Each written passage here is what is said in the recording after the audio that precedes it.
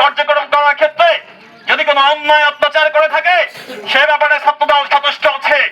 কিন্তু আমরা যেহেতু সন্ত্রাসী কোনো কার্যকলাপের সাথে সম্পৃক্ত না, আমরা কোনো সন্ত্রাসকেও এদেশে প্রশ্রয় দিব না।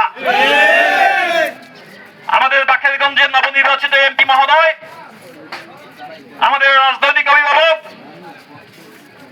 জনাব আবুল হোসেন খান, তিনি উমরার উদ্দেশ্যে সৌদি আরবে অবস্থান করেছেন। তিনি এ বিষয়ে খোঁজ নিচ্ছেন। তিনি প্রশাসনকে নির্দেশনা দিয়েছেন অতি দ্রুত যাতে সন্ত্রাসীদের গ্রেফতার করা হয়।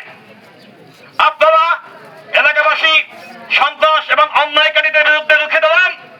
বাংলাদেশ জাতীয়তাবাদী ছাত্রদলের প্রত্যেকটা সৈনিক আপনাদের সাথে থাকবে।